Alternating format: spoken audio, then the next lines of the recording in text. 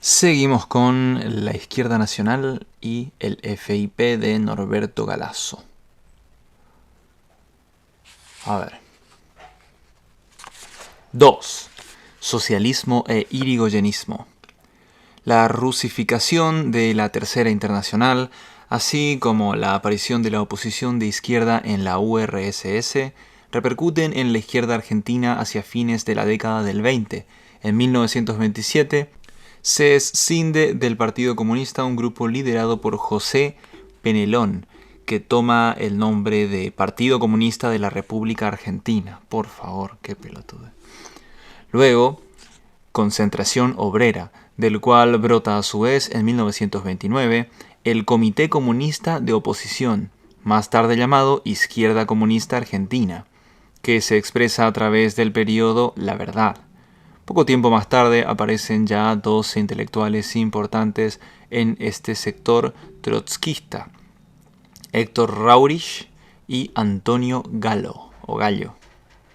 Ambos se deslindan claramente de las posiciones esquemáticas del PC y aportan interesantes ideas al análisis de la política mundial, pero al igual que sus predecesores persisten en graves errores de interpretación acerca de la realidad argentina.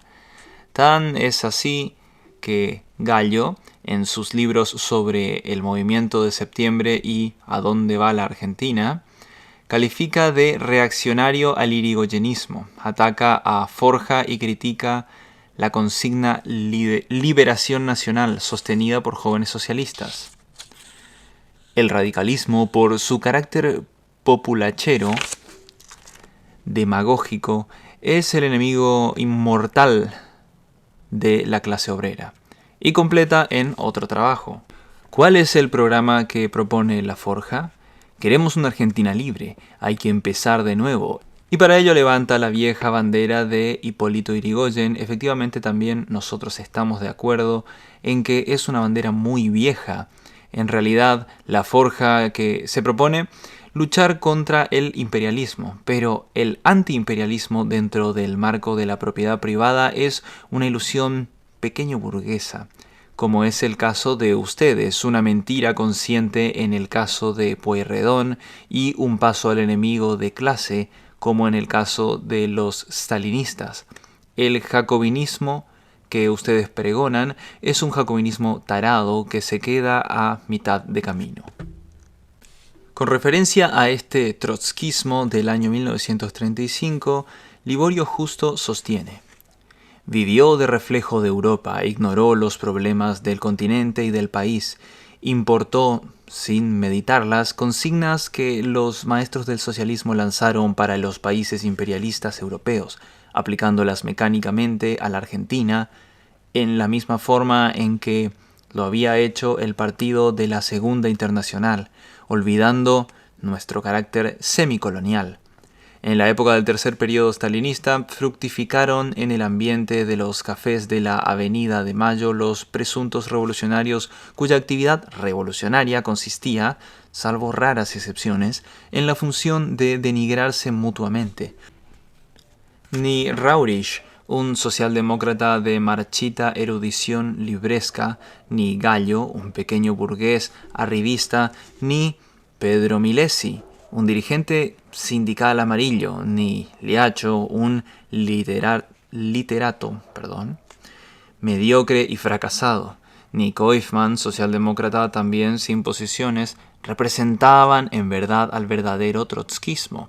Se creían depositarios del trotskismo en la peña de Raurich, en el Tortoni o en la de Koifman, en los 36 billares.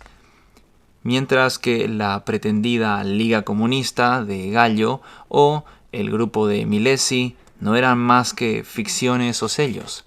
Las críticas de Justo son en gran medida correctas, aunque corre a su cargo el amargo rencor con que las nutre, nacido a su vez en su propio espíritu sectario. Paradojalmente, mientras estos marxistas que pelean por ser uno más ortodoxo que el otro, no encuentran el camino para llegar a las masas ni logran aprehender realidad argentina. Desde las filas de la vieja socialdemocracia avanzan nuevamente un replanteo nacional. Así, en 1932, afirma Joaquín Coca: la burguesía industrial no ha hecho todavía su revolución. De ahí que en algunos países son aplicables en la actualidad las directivas del manifiesto de Marx y Engels respecto a las alianzas revolucionarias con la burguesía. Las clases medias o clases burguesas, industriales y comerciales argentinas, cuya expresión política es el Partido Radical, son aún clases revolucionarias frente a frente y en lucha con la clase de los terratenientes, representada por el Partido Conservador, lo cual quiere decir que si en el Manifiesto Comunista se trata de alianzas revolucionarias con la burguesía revolucionaria, nosotros, al propiciar su acercamiento con los radicales contra el conservadorismo vacuno, estamos dentro de las directivas del manifiesto. Sobre este planteo de Coca comenta, años después, Leopoldo Huberman en la revista Política Obrera. Coca había puesto el dedo en la llaga y la respuesta oligárquica no podía tardar. En un artículo titulado Un pseudo-marxista al servicio del fascismo, en 1932, la prensa stalinista se ocupa de refutar a Coca. El intento de presentar al radicalismo como fuerza revolucionaria antifeudal es una contribución de la intelectualidad pequeño burguesa al proceso de fascistización de esta fuerza política reaccionaria. Los radicales son los peores enemigos del proletariado, precisamente porque tratan de impedir el pasaje de las masas hambrientas y desesperadas al campo de la insurrección popular y las conducen a la peor salida burguesa de la crisis, el fascismo y la guerra. Huberman transcribe asimismo esta opinión de un órgano del Partido Comunista. Si Uriburu representa a una dictadura militar con una base social restringida y con algunos aspectos fascistas, el irigoyenismo representa a un movimiento que tiene en su seno a todos los elementos para un movimiento fascista de masas con sus tentáculos extendidos hacia el movimiento obrero. Manuel Ugarte, en cambio, desde París, analizaba de este modo el enfrentamiento entre el uriburismo y el irigoyenismo. Dentro de la clasificación un poco incierta de los partidos argentinos, el radicalismo expresa a la burguesía democrática. El gobierno de Irigoyen respetó el sufragio universal y significó un progreso esencialmente civil.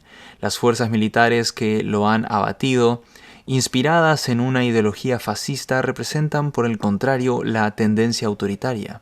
El mismo Coca, en su libro El contubernio, plantea la necesidad de que el Partido Socialista distinga entre el conservadorismo, expresión del régimen, y el radicalismo, movimiento nacional con el cual pueden tener disidencias, pero se coincide transitoriamente en las reivindicaciones esenciales. 2 puntos.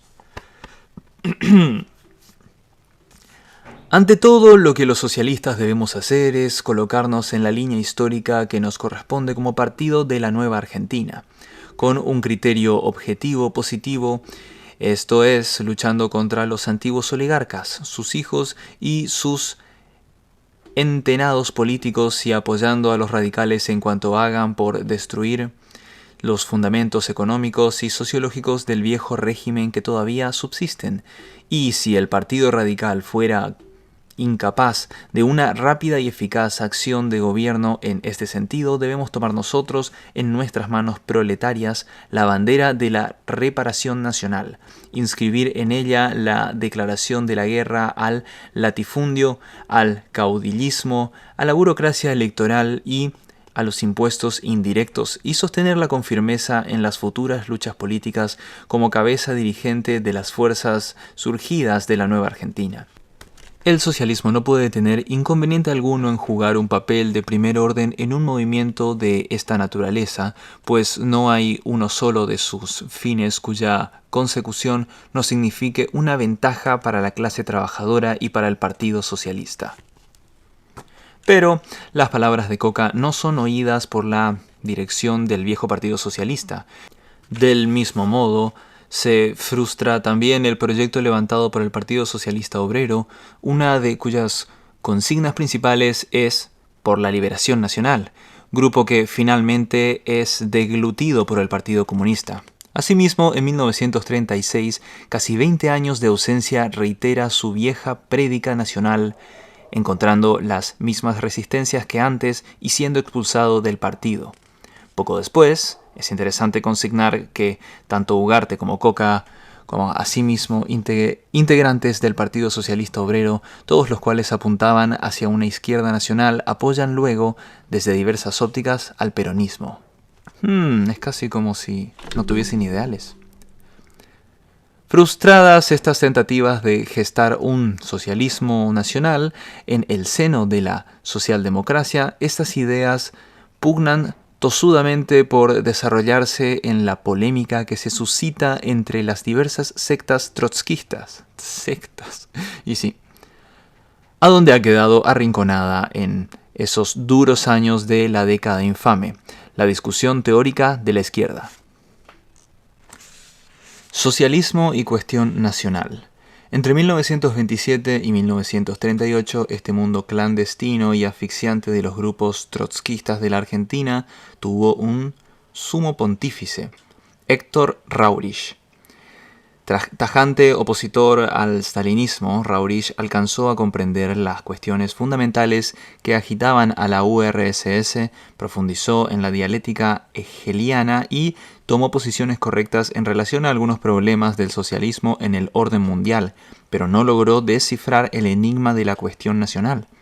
Su mano derecha y principal portavoz, Antonio Gallo, difundió el núcleo central del pensamiento naurichista respecto al gran problema de la Argentina semicolonial.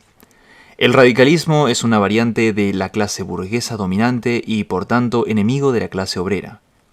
Y agregaba, si bien el Partido Radical es burgués nacional por excelencia y lo integran los peones de la puna, los obreros de los ingenieros, los chacareros y la pequeña burguesía urbana ha realizado y realiza siempre la política de las clases dominantes, teniendo un carácter específicamente reaccionario.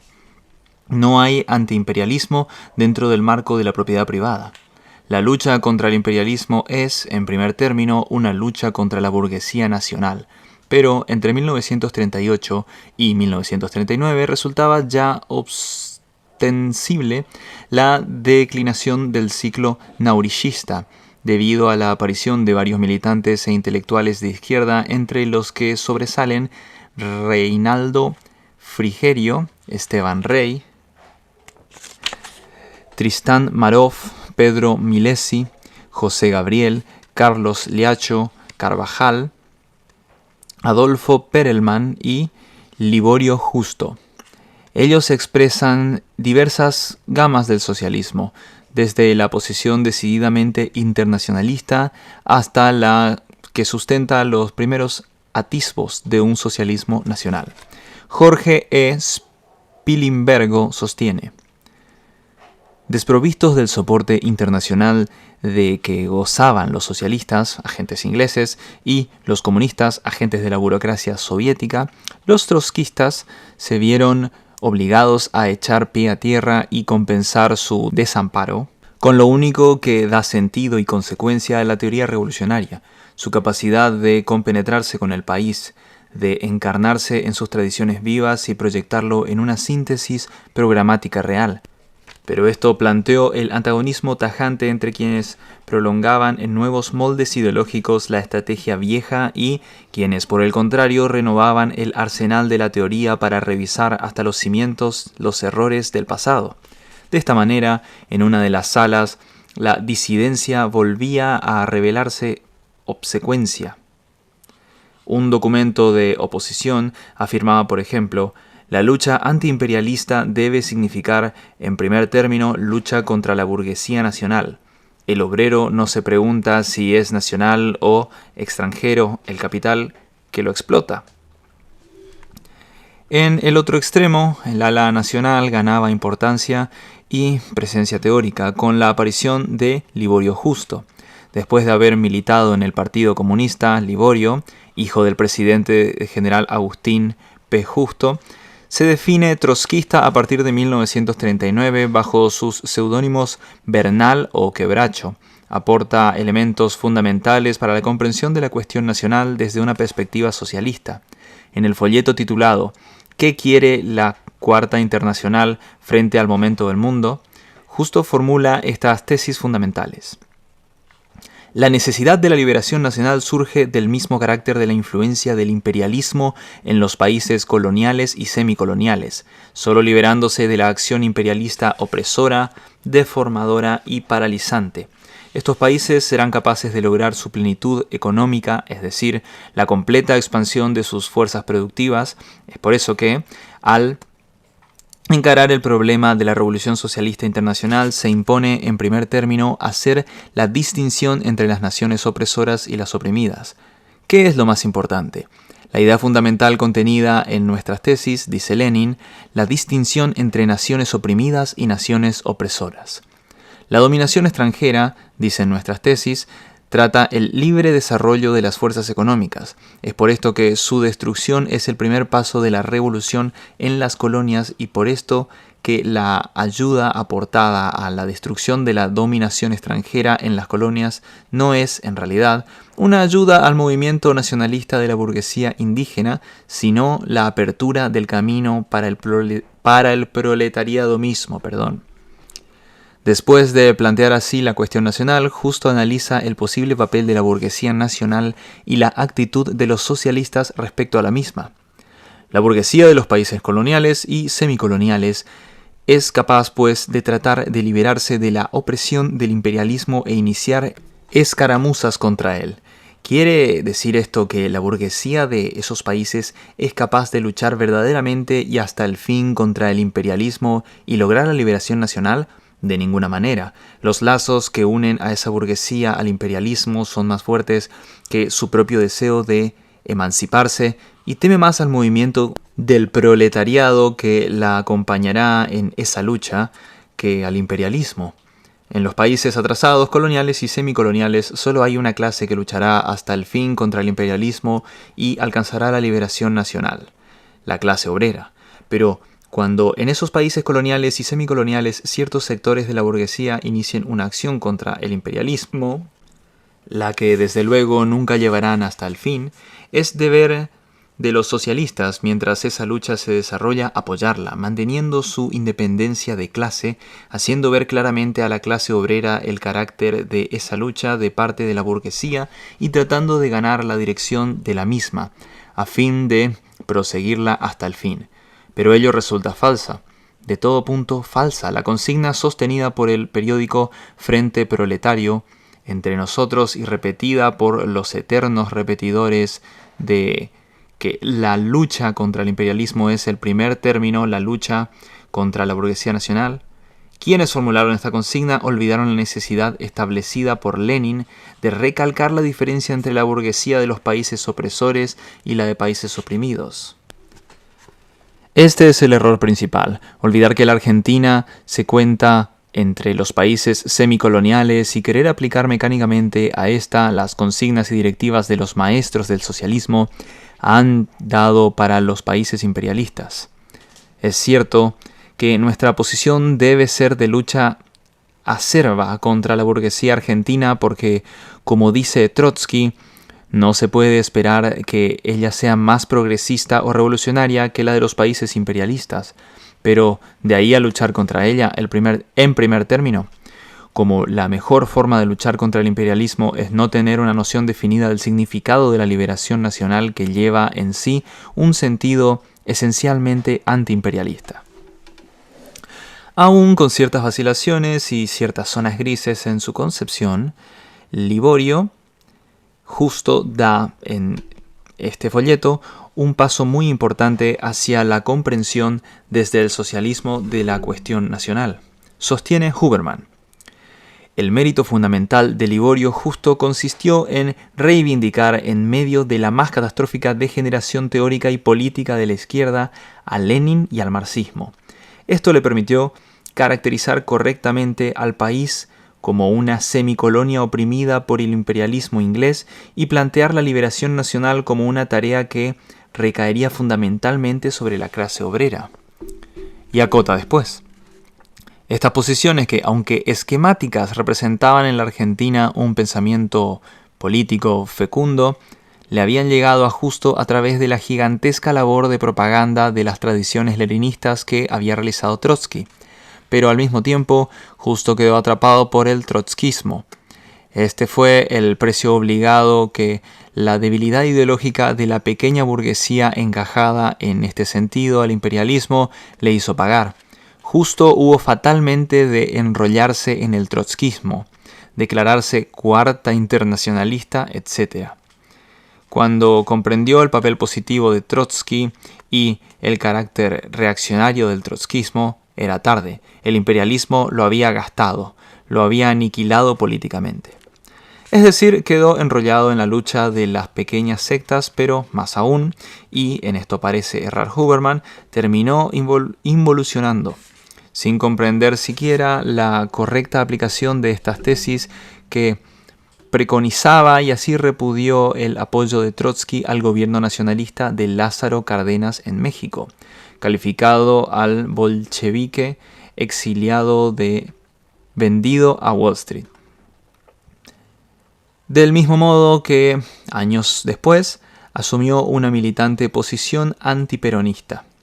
Más allá de este trágico destino que lo lleva a Liborio a un total aislamiento, y más allá de algunas tesis aventuradas e insólitas que le granjean el mote de el loco Liborio, debe reconocerse que su aporte al desarrollo de una izquierda nacional resulta importante en estos años de la Segunda Guerra Mundial.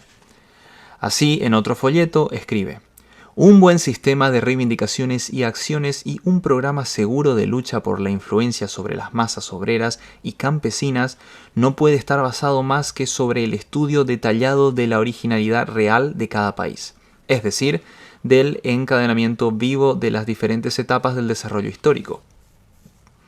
Un país que no ha hecho o no ha acabado su revolución democrática presenta particularidades sumamente importantes que se deben poner en la base del programa de la vanguardia proletaria. Es solamente con tales programas nacionales que el partido puede empeñar con éxito una lucha efectiva contra la burguesía y su agencia democrática y ganar a la mayoría de la clase obrera y de los trabajadores.